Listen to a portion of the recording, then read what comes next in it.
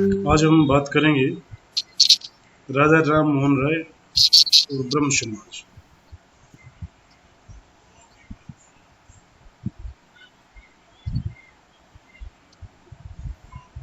वैसे इसके बारे में आपने बहुत कुछ पढ़ा होगा। हमेशा से ये एक तरह से हम कहते हैं ना कि हमारी जो सोशल साइंस की जो बुक्स हैं उसमें इसके ऊपर टॉपिक जरूर मिलता है। थोड़ा सा अगर बैकग्राउंड में जाएं हम,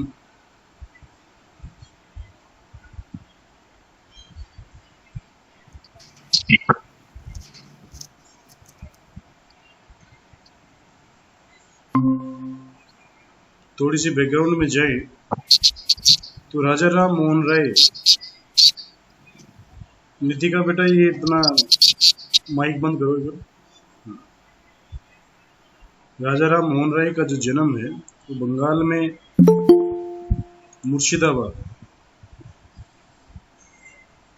मुर्शिदाबाद जिले के एक ब्राह्मण परिवार था जिसमें रमाकांत राय उनके पिताजी थे। उनके यहाँ पर 22 मई 1772 को उनका जन्म होता है। बचपन से ही कहते हैं कि उन्हें भगवान पर तो भरोसा था मगर मूर्ति पूजा के विरोधी थे। कम उम्र में वह साधु बनना चाहते थे लेकिन माता के प्रेम से इस रास्ते में बाधा बनी। परंपराओं में विश्वास करने वाले रमाकांत चाहते थे कि उनका बेटा ऊंची तालीम हासिल करे और इसलिए कम उम्र में ही राजा राम मोहन राय को पटना भेज दिया गया। वहां जाकर उन्होंने अंग्रेजी शिक्षा प्राप्त की और मुगल सम्राट अकबर सेकंड की ओर से राजा राम मोहन राय को राजा की उपाधि भी दी गई। यानी राम मोहन राय थे, उनको राजा की उपाधि दी।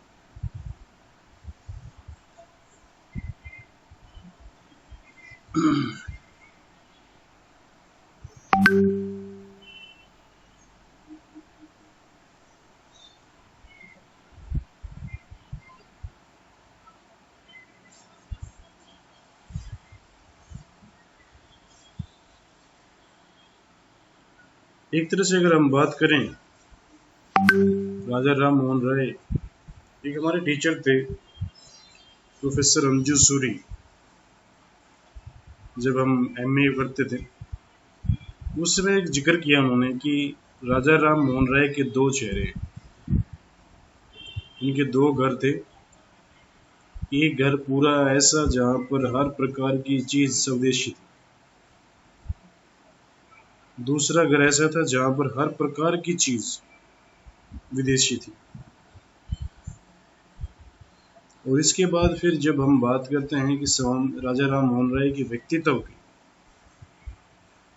तो ये माना जाता है कि हिंदू समाज की बुराइयों का अंत करने के लिए सर्वप्रथम राजा राम मोहन राय ने ही ब्रह्म समाज की स्थापना की, जो धार्मिक सुधार संस्था थी। और ये पहला अवसर था जब समाज में सुधार करने का प्रयास किया गया था। इसीलिए भारतीय पुनर्जागरण के जनक भी मानते हैं इनको। एनी बेसेंट जो आगे चलकर हमें एक राष्ट्रीय आंदोलन में एक महत्वपूर्ण लीडर के रूप में दिखाई पड़ती है, वो कहते हैं कि उन्होंने हिंदू कट्टरपंथी सीमा को तोड़ने का साहसपूर्ण कार्य किया और राय ने स्वतंत्रता का बीज बोया। उन्हें हिंदी, अरबी, उर्दू, फारसी, संस्कृत, लैटिन, अंग्रेजी भाषा और उनके साहित्य का अध्ययन भी किया। वेदों उपनिषदों का भी अध्ययन किया। ईसाई धर्म और अंग्रेजी शिक्षा से भी प्रभावित थे, किंतु उन्होंने अंग्रेजी शिक्षा प्राप्त सामान्य भारतीयों की तरह अपने धार्मिक ग्रंथों के प्रति उनके मन में गर्व की भावना विद्यमान थी। वेदों और उपनिषद का अध्ययन करके उन्होंने यह सिद्ध कर दिया कि हिंदू धर्म और उसके ग्रंथों में छुआछूत मूर्ति पूजा, स्त्री प्रथा, बाल विवाह, विधवा विवाह जैसी बुराइयों को स्थान नहीं है। मगर हमें ये बात ध्यान में रखनी है कि छुआछूत या फिर मूर्ति पूजा, खासकर छुआछूत के बारे में कोई विशेष आंदोलन की हमें कोई जानकारी नहीं मिल पाती। वो मानते थे कि हिंदू धर्म एक सरल, युक्ति संगत धर्म है जिसमें परतन परतंत्रता और शिक्षा के अभाव है वहां पर।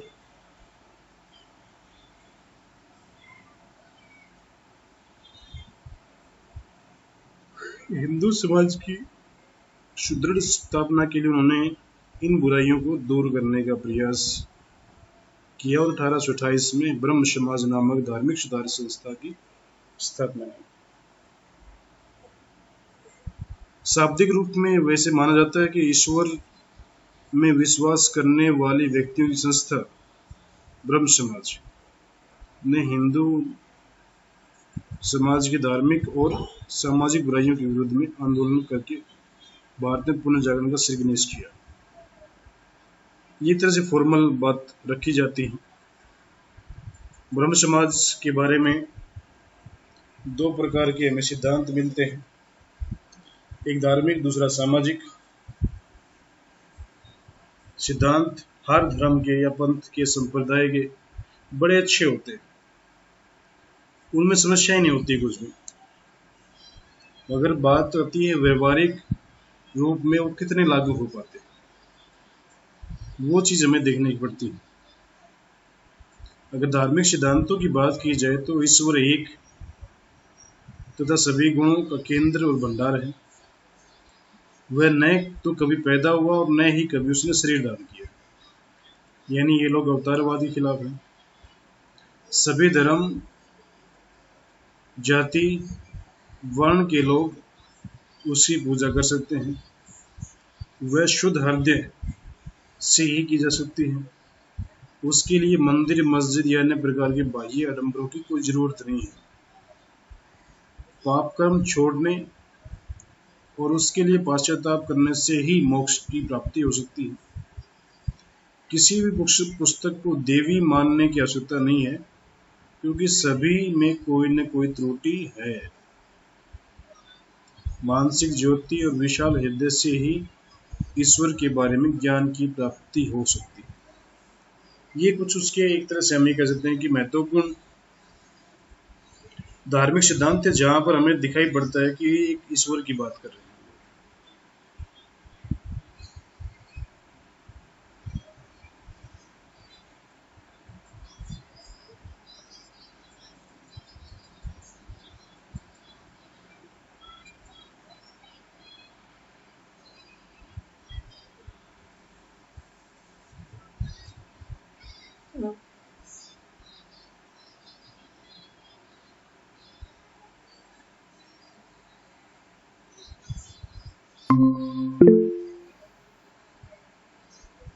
आवाज आएगी शायद विदेश, बीच में कनेक्शन टूट गया सर था पर। हाँ सर, आ गई, अब आ गई सर।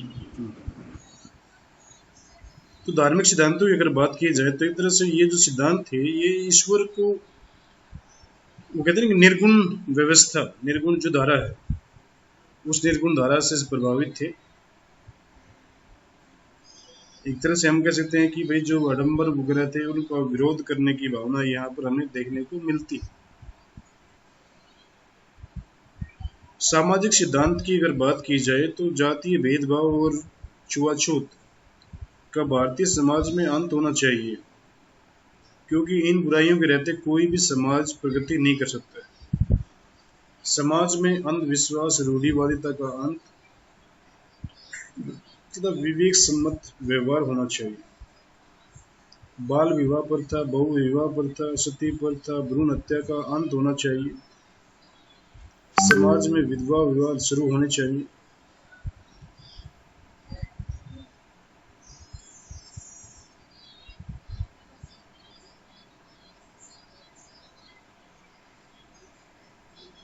ये एक तरह से उसके सामाजिक सिद्धांत थे। ब्रह्म समाज को हम जीवन के सभी क्षेत्रों में नवीन जीवन प्रदान किया, ये माना जाता है। धर्म की दृष्टि से इस समाज ने अपने विचारों को उपनिषदों और वेदों पर आधारित करके बताया कि ईश्वर एक है और सभी के लिए सत्य है। मूर्ति पूजा, कर्मकांड वगैरह इत्यादि कोई अर्थ नहीं है और सामाजिक कुरीतियों का धर्म से कोई संबंध नहीं है। तर्क के आधार पर धर्म की व्याख्या करने का विचार सबसे पहले राजा राम मोहन राय या ब्रह्म समाज ने ही भारत को प्रदान किया। इस कारण इसके उग्र स्वरूप को प्राप्त करने तक साधारण ब्रह्म समाज ने वेदों को भी अंतम ईश्वर का वाक्य मानने से इनकार कर दिया था। जैसा कि हम मानते हैं कि जो वेद हैं उनको अपौरुषेय मानते हैं, यानी उनकी रचना किसी व्यक्ति विशेष ने नहीं की है, बल्कि राजा के द्वारा, स्वयं ईश्वर के द्वारा उसकी रचना की गई। धर्म की व्याख्या करते हुए इसने ईसाई धर्म के कर्मकांड, ईसा मसीह के ईश्वरीय अवतार होने पर भी आक्रमण किया है। अनेक जगहों पर राजा राम मोहन राय और केशव चंद्र सेन वो व्यक्ति था जिसने बाद में आगे चलकर ब्रह्म समाज की कमान संभाली थी। खासकर देवेंद्र नाथ टैगोर के बाद ने ईसाई धर्म प्रचारकों से वाद विवाद किया और इससे हिंदू ईसाई धर्म में परिवर्तित होने से रुक गए। ये थोड़ी सी बात हमें समझने की बात है यहाँ पर, यानी जो इस धर्म की शुरुआत की गई, हालांकि हम ये कहते हैं कि भाई जब पहली बार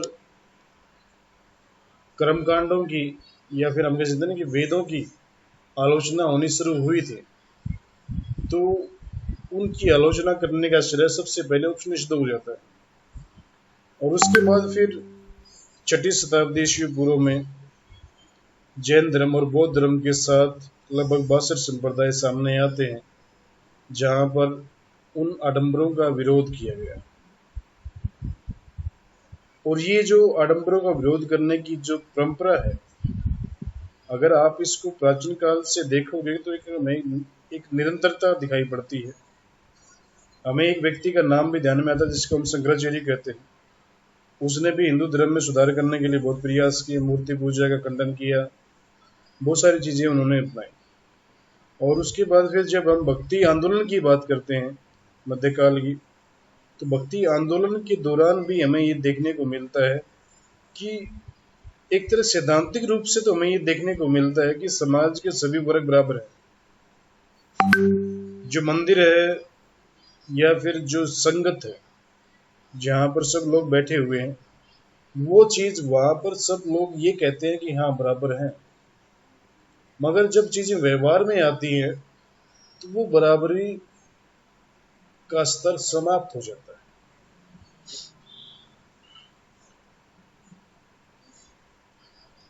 लगभग 74 साल हो चुके हैं हमारी आजादी को,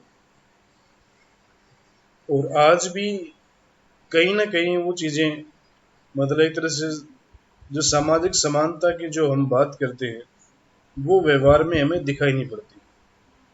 यही कारण है कि आज भी जब आदमी अपनी बेटी या बेटे के लिए रिश्ता खोजने निकलता है, तो सबसे पहले वो अच्छे लड़के की बजाय पहले अपनी जाति के लड़के की बात करता है,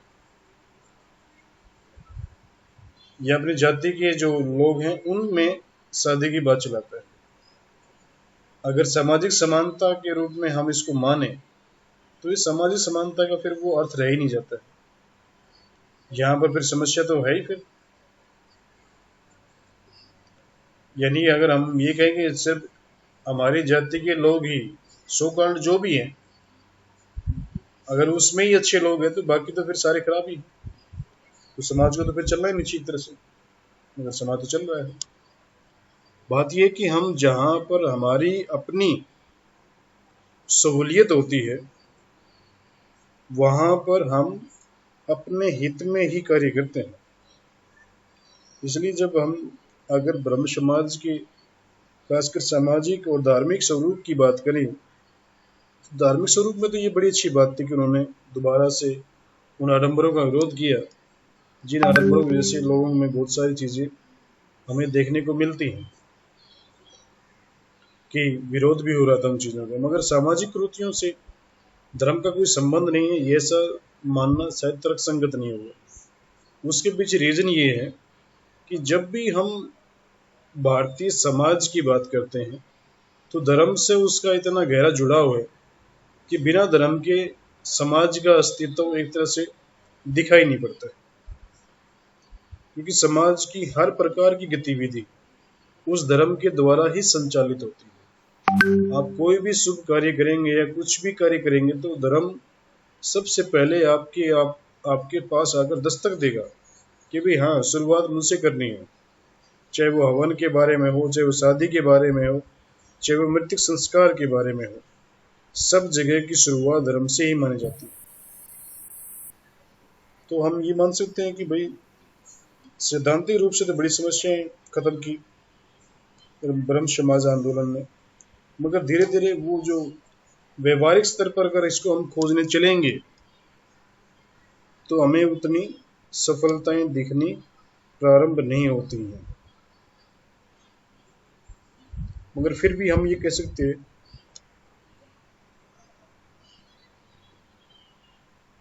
कि एटलीस्ट ब्रह्म समाज से एक शुरुआत तो हुई। शुरुआत होना भी एक बहुत बड़ी बात है। जब हम ईसाई धर्म के बारे में बात करते हैं, ईसाई धर्म के लोगों के द्वारा एक तरह से जब हर प्रकार की गतिविधि को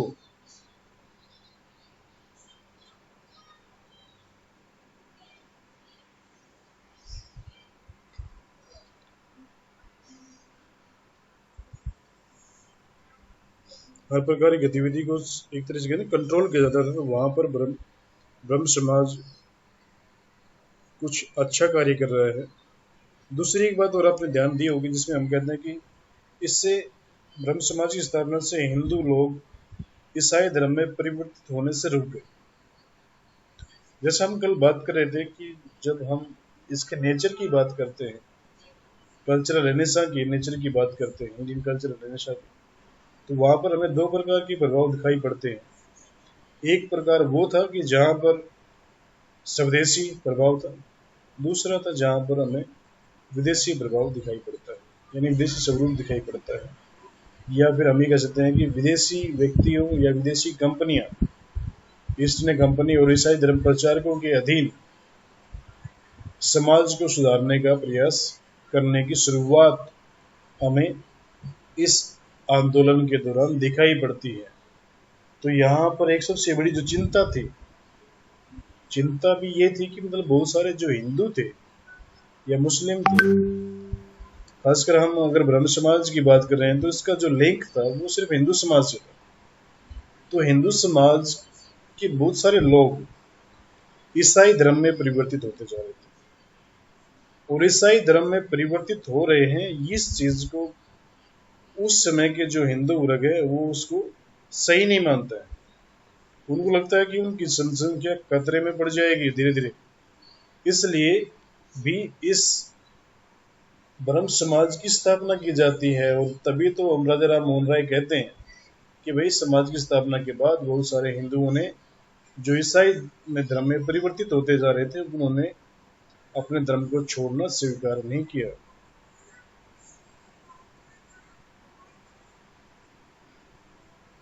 कुछ लोग ये भी मानते हैं कि ब्रह्म समाज पर ईसाई धर्म का प्रभाव था।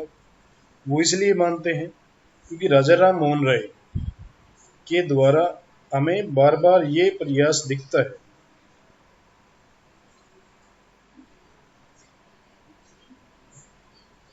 कि वो ईस्ट इंडिया कंपनी में कार्य करते हैं और फिर बाद में कई ब्रिटिश लोगों के साथ कार्य करते हैं। हिंदू कॉलेज की स्थापना, वेदांत कॉलेज की स्थापना भी करते हैं। कई पत्रिकाएं भी शुरू करते हैं।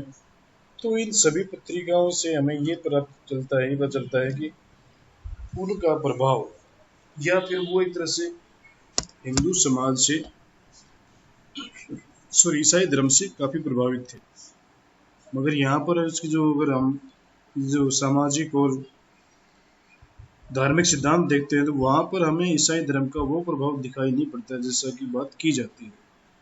वो मूलतः हम बात करते हैं कि इस धर्म का जो सोर्स है, जो मूल स्रोत है, वो भारत के प्राचीन धार्मिक ग्रंथ ही थे, जिस प्रकार से वेदों और उपनिषदों को इसने अपना आधार बनाया है। और इसीलिए आधुनिक हिंदू धर्म को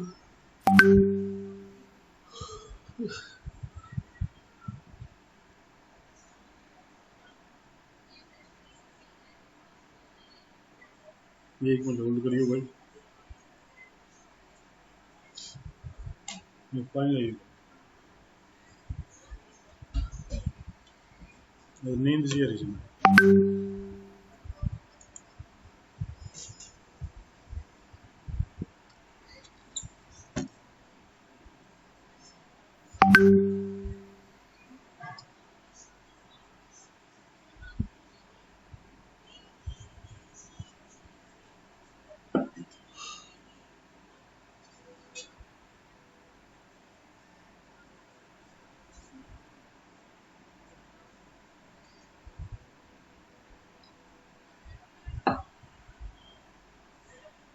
अब बात आती है कि ब्रह्म समाज ने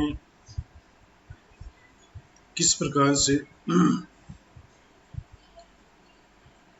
जो समय की सामाजिक धार्मिक शिक्षक वर्ग की जो कंडीशन, उसमें कैसे उसने अपना योगदान दिया।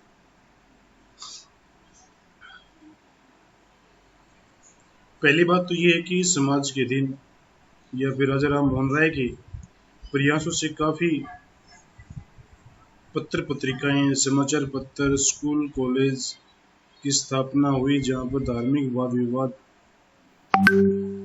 का जो सिलसिला शुरू करने का जो श्रेय जाता है वो ब्रह्म समाज में जाता है। एटलीस्ट हम ये बात कर सकते हैं कि एक शुरुआत तो होती है। शुरुआत ऐसे समय में हो रही है जहाँ पर भारतीय समाज के बारे में जेम्स मिल लिखते हैं कि एक स्टैटिक समाज है, जहाँ पर महिलाओं की कंडीशन बहुत ज़्यादा बुरी है। और इस समाज में कभी प्राचीन काल से लेकर के मध्यकाल यानी अंग्रेजों तक आने तक कोई गतिशीलता ही नहीं है। जड़ताओं की भावना वो कहता है कि यहाँ पर फैली हुई है, बहुत सारी बुराइयां इस समाज में फैल चुकी हैं। तो वहाँ पर उस समाज के बारे में या फिर इस प्रकार की जो भूमिका है समाज की, वहाँ पर एटलीस्ट ब्रह्म समाज कुछ अच्छा काम तो करता है। और इसके बाद साथ साथ हम कह सकते हैं कि जो इसे महर्षि देवेंद्र नाथ टैगोर की तत्वबोधनी सभा, केशव चंद्र सेन की संगत सभा और भारतीय सुधार समाज जैसी सभाएं ब्रह्म समाज के विचारों के प्रचार के सहायक सभाओं के रूप में कार्य करती हैं। राजा राम मोहन राय ने कई किताबें लिखी। गिफ्ट ऑफ द जो मोनोथीसिस है, the precept of Jesus, the guide of peace and happiness,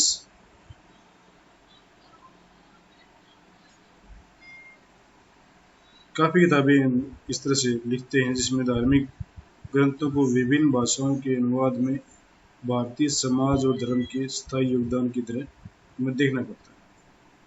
इसी तरह से राजा राम मोहन राय का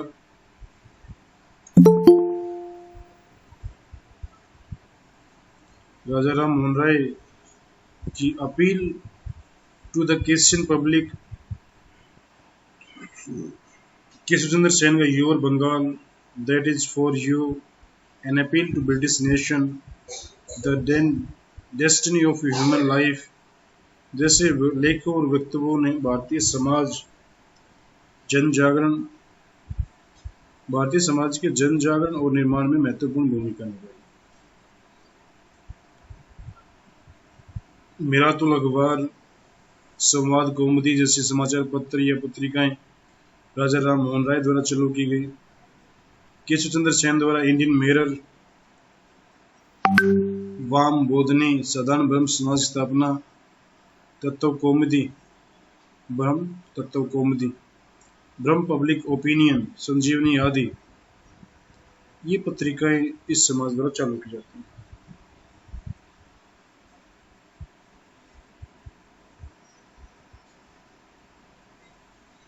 शिक्षा क्षेत्र की अगर बात की जाती है तो वे ब्रह्म समाज या फिर हम कह सकते हैं कि राजा राम मोहन राय के द्वारा काफी स्कूल कॉलेज खोले गए। Vedanta college, English school, Hindu college की स्थापना कलकत्ता में की गई राजा राम मोहन राय द्वारा। केशव चंद्र सेन ने भी अनेक स्कूल स्थापित किए और साधारण ब्रह्म समाज ने ब्रह्म बालिका स्कूल तथा सिटी कॉलेज ऑफ कलकत्ता की नींव डाली। और इन शिक्षण संस्थाओं का भारतीय आधुनिकीकरण में और समाज सुधार में बहुत महत्वपूर्ण योगदान है।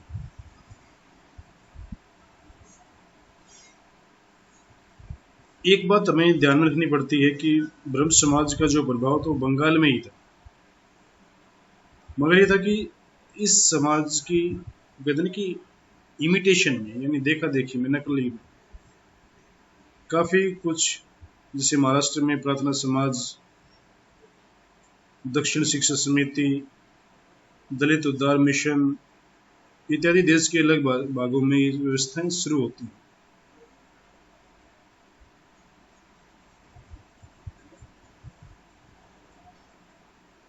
राष्ट्रीयता की भावना में ब्रह्म समाज ने योगदान दिया है। यहाँ पर एक बात हमें ये ध्यान में रखनी होती है कि जिस तरह से हमारा इतिहास का लेखन हुआ है, वहां पर ये होता है कि अगर कोई चीज एक, अगर ये ट्रेजेडी कह लो या कुछ भी कह लो इतिहास की, कि अगर व्यक्ति उच्च वर्ग से संबंधित है तो उसके द्वारा जो किए गए प्रयास है वो राष्ट्र के निर्माण की बात करते हैं, या उनसे राष्ट्र का, राष्ट्रीयता की भावना का विकास होता है। और हम भारतीय इतिहास में भी अनेक ऐसे अवसर देखते हैं जहाँ पर जो गैर सवर्ण वर्ग है उसके द्वारा जो प्रयास किए गए हैं उनको उतनी तरजीह नहीं मिलती है। ये कहीं ना कहीं वो माइंडसेट की ही बात है। हालांकि ब्रह्म समाज सामाजिक समानता की बात करना चाहता है, मगर सामाजिक समानता की बात करते करते वो खुद को लेकर उतनी महत्वपूर्ण भूमिका वो अदा नहीं कर पाता है। मगर फिर भी हम ये कह सकते हैं कि भाई शुरुआत तो हुई है, आधुनिकता की भी शुरुआत होती है, एक तरह से सभ्यता और धर्म में विश्वास राष्ट्रीयता में बड़ी महत्वपूर्ण भूमिका निभाता है। केशव चंद्र सेन ने प्रथम बार भारतीय समाज को भारतीय आधार पर समाज का निर्माण करने वाला प्रयास किया, जिसमें भारत की एकता का विचार दृढ़ हुआ। उन्हीं का उदाहरण लेकर सर्वप्रथम सुरेंद्रनाथ बनर्जी ने अपने राजनीतिक आंदोलन को संपूर्ण भारत में फैलाने का प्रयत्न किया। इसमें संदेह नहीं कि राजनीतिक क्षेत्र में ब्रह्म समाज का योगदान अप्रत्यक्ष और सीमित था, परंतु फिर भी उसने उसमें सहायता प्रदान की है। तो हम कह सकते हैं कि ब्रह्म समाज ने भाई समाज सुधार, धर्म सुधार, आधुनिक भारत के निर्माण में महत्वपूर्ण भूमिका निभाई है। और फिर कई बार ये भी बात आती है कि भाई पुनर्जागरण या राष्ट्रीय चेतना फैलाने में राजा राम मोहन राय का भूमिका थी, क्या भूमिका थी उसकी। ये जो सारी बातें अभी हमने की हैं, यानी जैसे ब्रह्म समाज की स्थापना की है, वो किसी एक तरह से हम कह सकते हैं कि मतलब हालांकि शुरुआत भले छोटी थी, मगर एक शुरुआत तो हुई। और वो शुरुआत भी ऐसे समय जो भारतीय समाज में सबसे ज्यादा कड़वापन था या फिर बुराइयां फैली हुई थी, तो वहां पर वो समाज सुधार की बात तो करते हैं, जबकि बाकी दूसरे लोग नहीं करते हैं। सती प्रथा की बात, सती प्रथा को बंद करवाने के लिए भी काफी संघर्ष किया राजा राम मोहन राय ने। इसके अलावा हम ये भी कह सकते हैं कि जितनी भी चीजें उसमें चल रही थी, चाहे वो हम ये कहें कि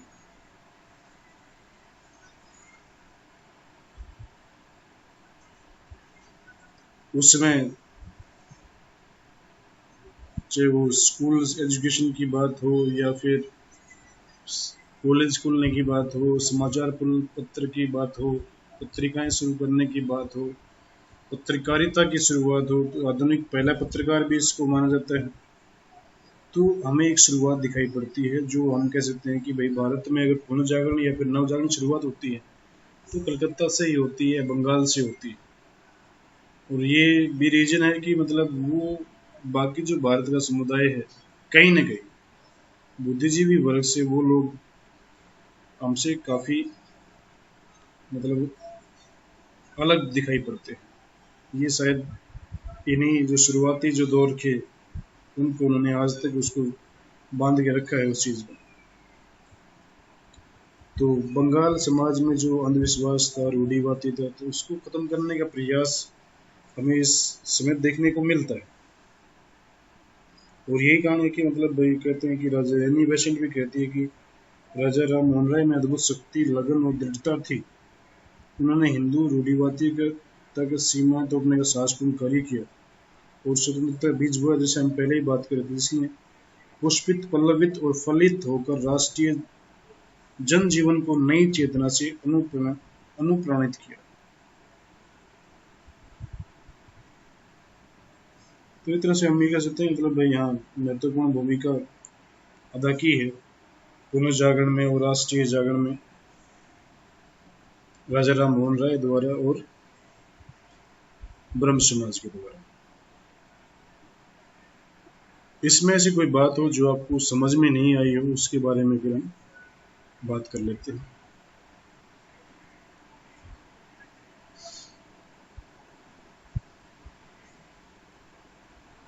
बताओ भाई।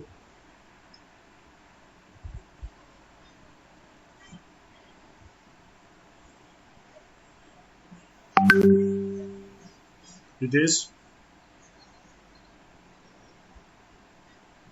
आ गया सर समझ में। कविता,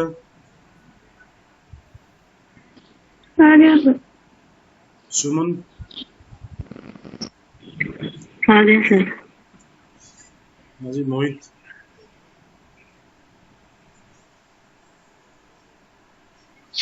ठीक है सर, समझ गया। एक बार अपनी वीडियो ऑन कर लो भाई सारे।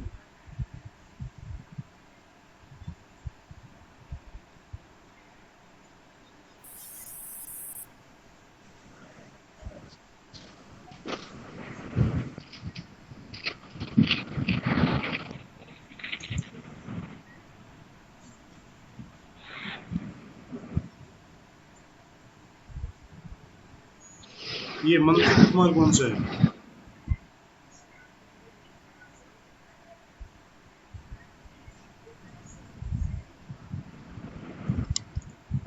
और ये सोनू रंगा चलो भाई, ऑन ऑन करो वीडियो अपने कैमरे।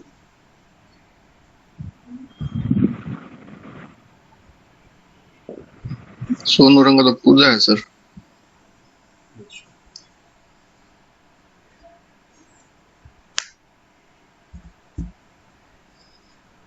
चलो ठीक है, कल का जो हमारा प्रोग्राम है उसके बारे में पता हो सबको?